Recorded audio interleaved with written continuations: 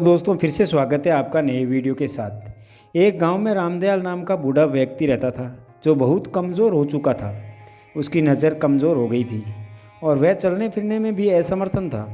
अपनी बची खुची ज़िंदगी अपने बेटे रवि के साथ बिताने की चाहत में वह शहर में रवि के घर रहने चला गया। रवि एक छोटे से मकान में रहता था जिसमें उसकी पत्नी सीमा और उसका 5 साल का बेटा आयुष भी रहते थे। रामदयाल के आने से उनके परिवार में एक सदस्य और बढ़ गया। यह परिवार रोज़ सुबह शाम डाइनिंग टेबल पर साथ खाना खाया करता था। लेकिन रामदयाल की कमजोरी के चलते वे अक्सर खाने की चीज़ें नीचे गिरा देते। कभी कभी कांच के बर्तन भी टूट जाते थे। कुछ दिनों तक रवि और सीमा ने यह सब सहन किया, लेकिन फिर वे चिढ़ने लगे। एक दिन रवि ने सीमा से कहा, ऐसा कब तक चलेगा, हमें कुछ करना पड़ेगा। सीमा भी इस बात से सहमत हो गई।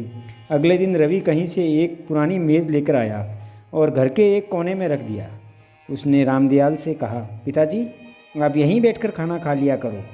उन्होंने रामदयाल के लिए लकड़ी का बर्तन भी बनवा दिया ताकि उनके कांच के बर्तन सुरक्षित रहे।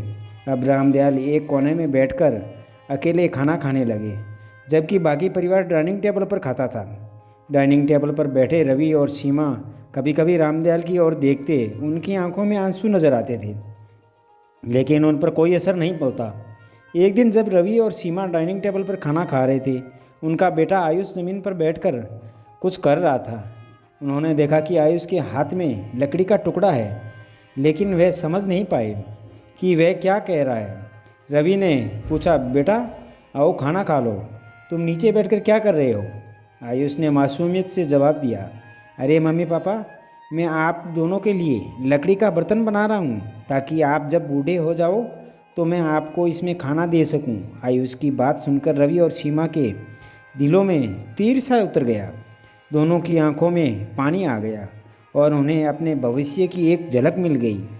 उन्होंने अगले ही दिन कोने से वह पुरानी मेज़ हटा दी और अब रामदयाल फिर से परिवार के साथ मिलकर खाना खाने लगे। उनकी गलतियों से अब किसी को कोई परेशानी नहीं होती थी। यह कहानी हमें यह सिखाती है कि जीवन में हर कोई बूढ़ा होगा और हमें भी अपने बड़े बुजुर्गों का सम्मान करना, ख्याल करना चाहिए। जैसा हम अपने लिए चाहते हैं वैसा ही हमें दूसरों के साथ भी व्यवहार करना चाहिए। तो दोस्तों, यह कहानी आपको कैसी लगी हमें कमेंट बॉक्स में ज़रूर बताना।